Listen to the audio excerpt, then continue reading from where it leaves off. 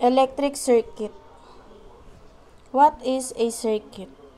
The electric circuit can be defined as a complete path where electricity flows from a source to the load and back again to the source.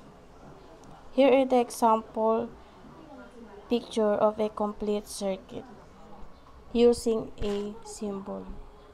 Or this is the example of a complete circuit using a pictorial diagrams, using a schematic symbols.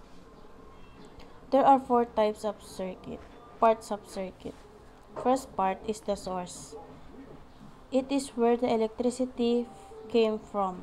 It is sometimes called a source of EMF. Remember that EMF is called as electromotive force. Refers to a generator, a battery or a cell, or a transmission power line. It means it is where the current or electricity starts to flow. Dito nanggagaling ang pagdaloy ng electricity. Kaya nga example natin ay yung mga battery, mga transmission power lines, power companies. Next part is the path. All the parts of the circuit where the current or electricity flows. It is the pathway of flowing electricity. The path is made up of conducting material or tinatawag nating conductor. These are the materials that conduct electricity and allows electricity to pass through. Number one example ng mga conductors ay yung mga tinatawag nating wire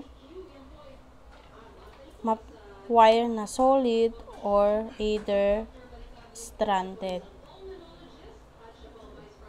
While in electrical or electronics application, gumagamit naman tayo ng PCB sa mga appliances. What is PCB? PCB is a printed circuit board. Ano yung pangatlong part ng circuit? Is the load. Loads are devices that consumes electricity on its operation. Example of loads are light bulbs, television sets, electric fans, radios, and many others that consumes electricity. Kaya tinatawag silang current consuming devices. Ito yung isang image ng load, a valve and a television. Huling part ng circuit ay tinatawag na switch. They are the one who controls the entire circuit operation. They are also enabled to regulate the flow of electricity. It means the control or the switch has the capability to connect or disconnect the flow of electricity from a source to the load. In electrical or electronics applications, switch is the most common components needed in various applications, like this in the pictures. These are the various types of switches. Merong rotary switch, merong push button switch, three-way switch, and other types of switches. There are types of circuits na ginagamit in electronics application. First type of circuit is called series circuit. They are a components that arrange end-to-end so the electric current flows through the components until it reaches the battery. There is a continuity for current in order to go back to the power source. In a series circuit, electricity flows through each electrical devices. For example, when there are two valves connected in series, two valves lights more brightly.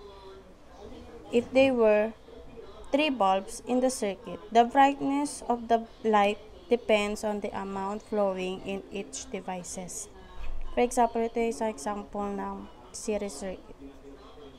Dumadaloy ang electricity or yung current from the battery papunta sa unang load na tinatawag natin, for example, ay bulb lalagpas sa bulb 1, pupunta sa bulb 2, then pabalik ulit ng battery. It continues to flow. Here is the example diagram of a series circuit. Like this one. Kapag ino natin ang switch, it will light. Off ulit natin. Kapag naka-off, there is no flow of electricity because nagka-cut na siya dito sa part na to. Kapag naka-on, the electricity flows from here, papunta dito sa bulb 2, pabalik ulit ng battery, and so on and so forth. When in a series circuit, kapag nawala ang isang bulb, what do you think will happen?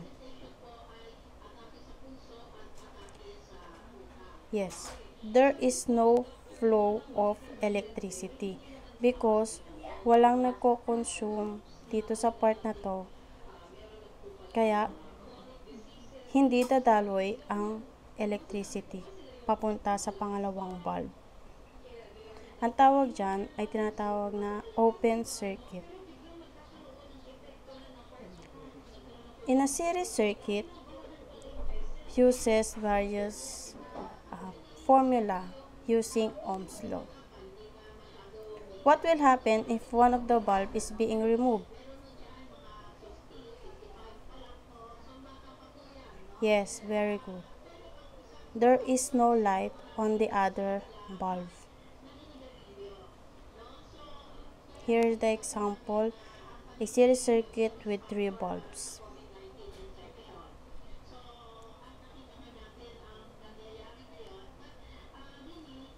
Second type of circuit is called the parallel circuit.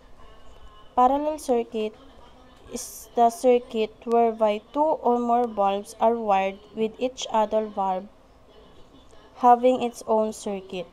This means that if one busted, the other bulb will still light up because current passes separately in each circuit. In a parallel circuit, the electric current flows and only a part of the total current in the circuit goes through each bulb. Each bulb has a circuit of its own with a battery, so the electric current flow through each bulb moves in a different path in a circuit. Example ng parallel circuit ito. Meron tayong battery, a first bulb connected sa both end ng unang bulb, and a second bulb connected ang isang terminal of the bulb on the other side of the battery or the source. Then the other side of bulb 2 is connected on the other side of the battery or pwedeng i-connect dito sa ating first bulb. Here is the example of a parallel circuit with 3 bulbs. Kung mapapansin nyo, this is the source, this is the switch. There are bulb 1, bulb 2, and bulb 3. They are connected separately from the source. Kaya kung sakaling mabusted o mawala ang isang bulb or masira ang isang bulb, since it was connected, dadaloy pa rin ang kuryente papunta sa bulb 3, papunta sa bulb 2, pabalik sa source.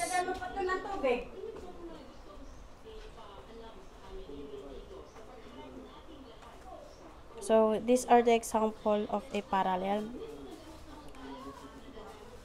Yan. Kapag naka-off, syempre, hindi iilaw. Kapag ino natin, iilaw siya.